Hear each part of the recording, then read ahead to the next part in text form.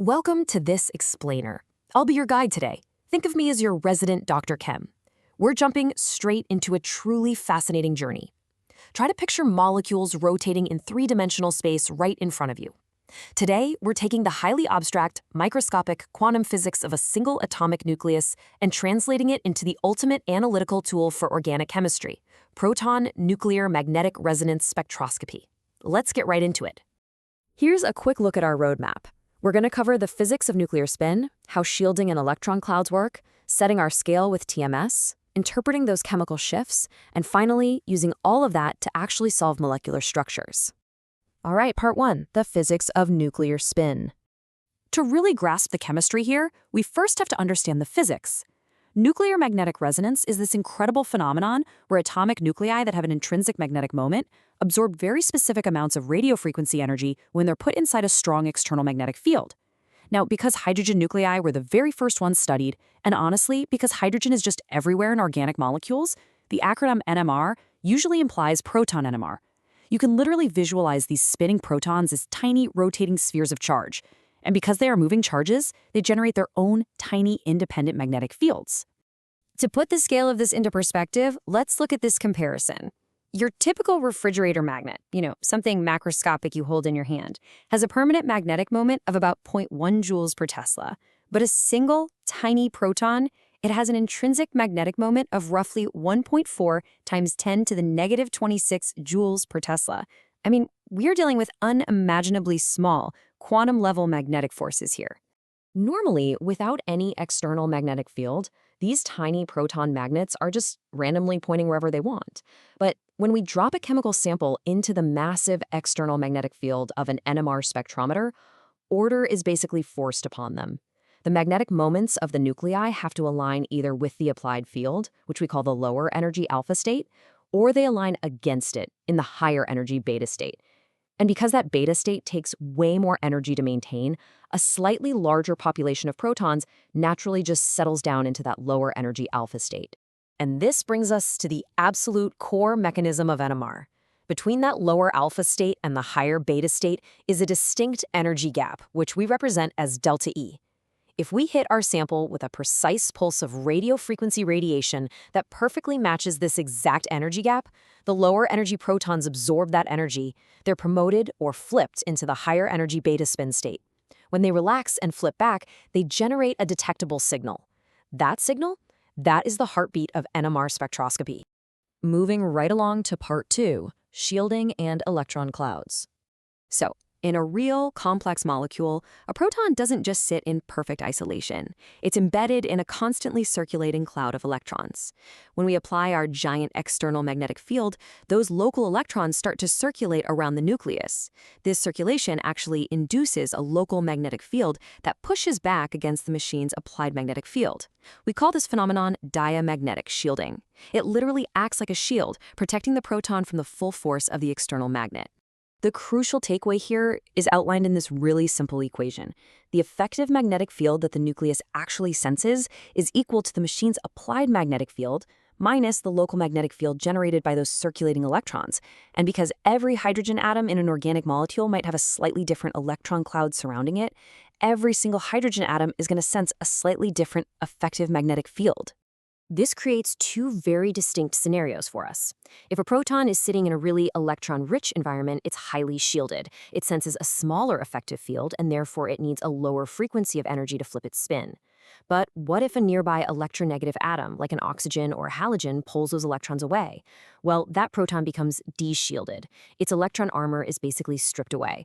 It senses a much stronger magnetic field from the spectrometer, and so it requires a significantly higher frequency of energy to hit resonance and flip. Part 3, setting the scale with TMS. Enter tetramethylsilane, better known as TMS. This molecule is the undisputed gold standard reference in NMR. And why is that?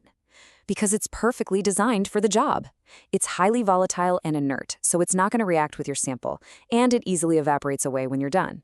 Even better, it contains exactly 12 chemically equivalent protons. Because silicon is less electronegative than carbon, those 12 protons sit in an incredibly electron-rich environment. This massive shielding creates one huge, distinct, low-frequency signal that we universally define as exactly 0 on our parts per million or ppm delta scale. Literally everything else is measured relative to this 0 marker. Okay, let's jump into part 4, interpreting chemical shifts. Because the shielding effect varies so predictably based on the nearby atoms, different functional groups reliably show up in very distinct regions of the NMR spectrum. For example, your standard alkyl protons are well shielded and show up upfield, somewhere between 0.8 and 1.3 ppm. But if you slap a halogen on there to make an alkyl halide, that electronegativity de-shields the proton, shoving it downfield to the 2.0 to 4.0 range. Aromatic aryl protons sit between 6.5 and 8.0. In those highly de-shielded carboxylic acid protons, their electron density is so depleted by the adjacent oxygens that they appear all the way downfield at roughly 12 ppm. Now, staring at massive tables of numbers gets old fast, right? So to reduce the cognitive load, we can group these shifts into what we call the rule of zones. Think of it as a map. If you have a signal in the 1s, you're likely looking at non-functional alkyl carbons. See a peak in the 3s? That strongly suggests an oxygenated carbon, like an alcohol or ether. Peaks in the 5s point to alkene hydrogens, and the 7s absolutely scream aromatic rings. This zone system turns a confusing, cluttered graph into a really easy-to-read map. Finally, part 5, solving molecular structures. Time to play detective. To solve an NMR puzzle, you absolutely need a systematic workflow. Step 1, always recognize your OH or NH hydrogens first. They often appear as these broad singlets and can show up basically anywhere from 0 to 12 ppm, which will totally throw you off if you mistake them for a carbon-bound proton.